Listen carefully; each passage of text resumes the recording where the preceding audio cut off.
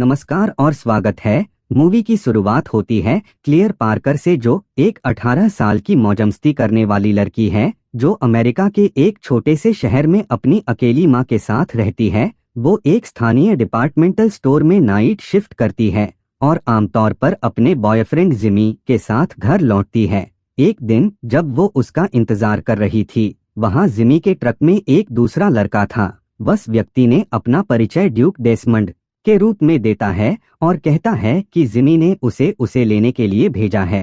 Clear किसी अजनबी के साथ सवारी नहीं करना चाहती, लेकिन क्योंकि उसे स्कूल के लिए देर हो रही है इसलिए वह अंदर आ जाती है। मगर उस लड़के का बर्ताव सही नहीं। वो लगातार क्लेयर पर लाइन मारता है और उससे नंबर मांगने की भी कोशिश करता है, लेकिन क्लेयर उसे नजरअंदाज कर देती है और घर पहुंचकर तुरंत दरवाजा बंद कर देती है। लेकिन जब वह पीछे मुड़ती है तो पीछे का दरवाजा खुला देखकर डर जाती है और अगले ही पल डेसमंड उसके पीछे होता है और उसे धक्का देकर गिरा देता है। वो क्लेयर पर हमला करता है और उसे खींचकर तहखाने में ले जाता है। क्लेयर दया के लिए चिल्लाती है, लेकिन उसे कोई फर्क नहीं पड़ता है। लेकिन आश्चर्यजनक रूप से सीन फिर से डिपार्टमेंटल स्टोर में आ जाती है, जहां उसकी शिफ्ट खत्म होने वाली है। पता चलता है कि क्लेयर को काम पर नींद आ गई थी और उसने जो कुछ भी देखा वो बस एक सपना था। दुकान से निकलने के बाद वह उसी जगह पर पहुंचती है। इस बार जिमी वहां आता है और क्लेयर उसे देखकर चैन की सांस लेती है।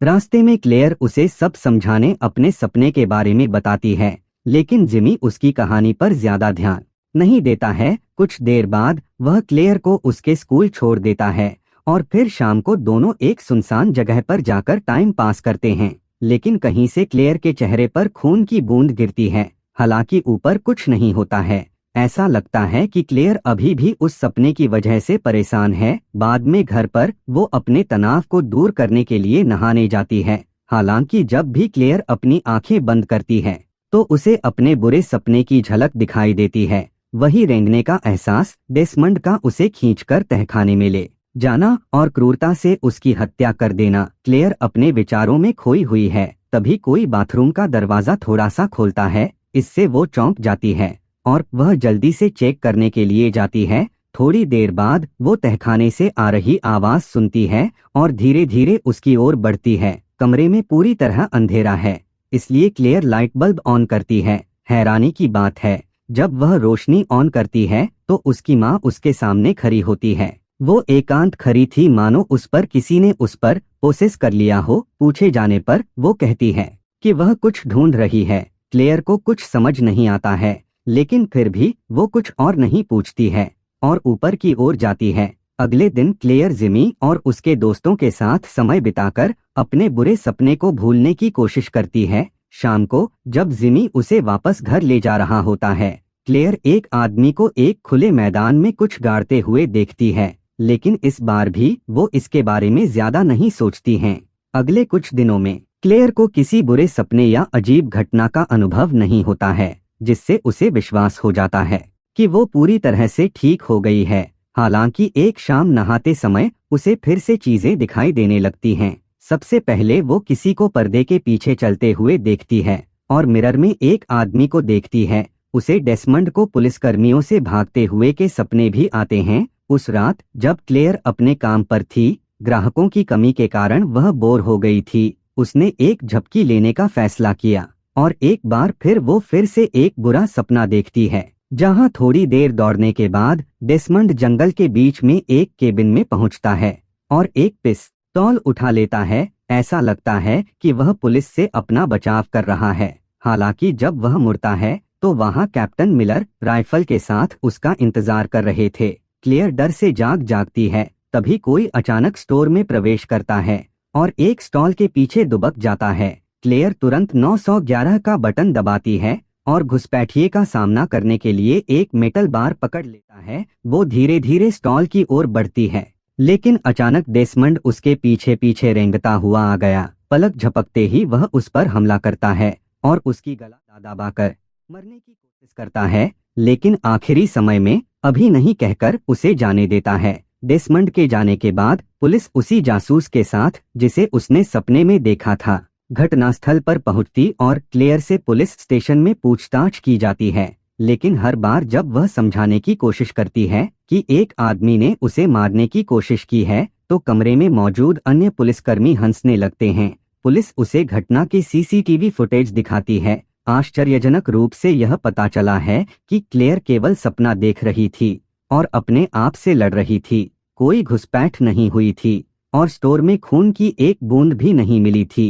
तमाम सबूतों के बावजूद क्लेयर को अब भी भरोसा है कि उस पर डेसमंड ने हमला किया था। वह दावा करती है कि डेसमंड द्वारा गला दबाना उसे महसूस हुआ। हालांकि उसके सदमे से जासूस मिलर ने खुलासा किया कि उसने वास्तव में एक हफ्ते पहले डेसमंड को गोली मारकर एनकाउंटर कर दिया थी। उसने 2 किशोरों का अपहरण करके उनकी हत्या कर दी थी। क्लेयर अंत में इस संभावना को स्वीकार करती है। उसकी हालत देखकर मिलर उसे घर ले जाने का फैसला करता है, लेकिन दुर्भाग्य से रास्ते में वो एक बार फिर सो जाती है।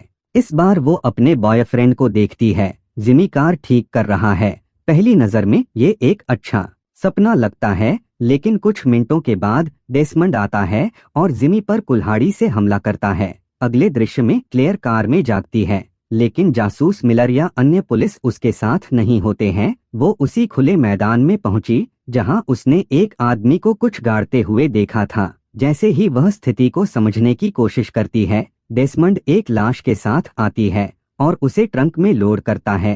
क्लेयर चिल्लाती है, लेकिन जब डेसमंड उसके बगल में बैठ जाती है और गाड़ी चलाना शुरू कर देता है तो वह कुछ नहीं कर पाती है। जल्द ही वो उसे घर छोड़ देता है। क्लेयर कहती रहती है कि ये एक सपना है, लेकिन डेसमंड उसे समझाता है कि इस दुनिया में केवल वही वास्तविक है जो वह महसूस होता है। ये कहकर वो उसे घर के अंदर ले जाता है और फिर उसे पहले की तरह खींचकर तहखाने में ले जाता है। डेसमंड फिर एक तेज चाकू निकालता है और क्लेयर के चेहरे को चीर देता है। अगले ससेने में वो फिर से डिपार्टमेंटल स्टोर में जागती है और सारी चीजें फिर से शुरू होती है। वह दुकान छोड़ती है, वह घर पहुंचती है, उसे डेसमंड द्वारा मार दिया जाता है और फिर से उसे दोहराना। इसलिए इस बार वह कुछ अलग करके लूप को तोड़ने की कोशिश करती है। क्लेयर अपने बॉयफ्रेंड के लिए इस बार इंतजार नहीं करती है, इसके बजाय घर की ओर चल देती है। रास्ते में वह उसी खुले मैदान मिलता है। वो डेसमंड को भी देखती है, हालांकि इससे पहले कि वह उसे देख पाता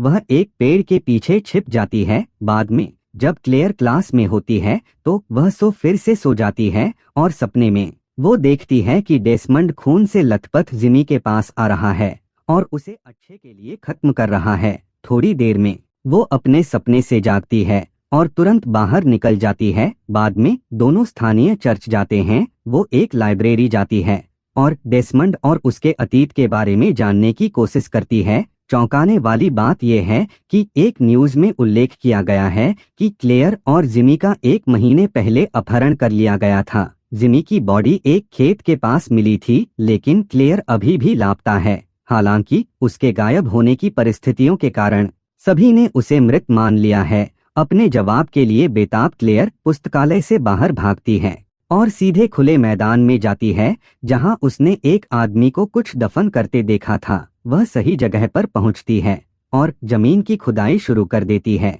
वह खुद की दफन बॉडी को देखकर समझ हटी है कि रियलिटी में वो मर चुकी है। उसी समय डेसमंड भी अपनी कार में वहां पहुंचता है। क्लेयर वहां से भागती है और वो घर पहुंचकर अपनी माँ को बहुत ढूंढती है, लेकिन तभी उसे तहखाने से किसी के चीखने की आवाज सुनाई देती है। वो उसकी माँ की आवाज है जो मदद के लिए आवाज लगा रही है।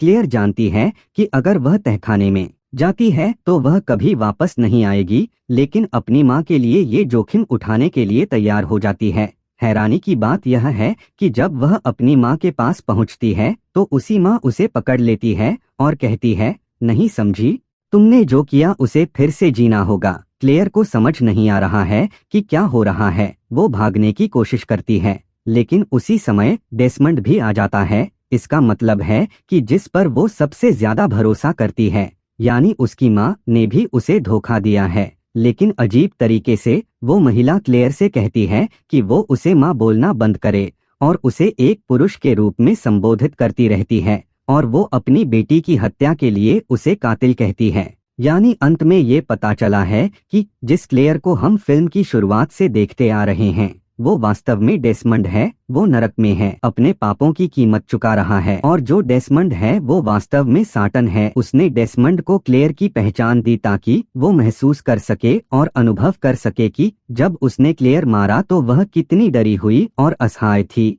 उसे एक अनंत काल में रहने की सजा दी गई जहां से भागने या छिपाने नामुमकिन है, और वो हमेशा पकड़ा और मारा जाएगा। और इसी के साथ मूवी यही समाप्त होती है।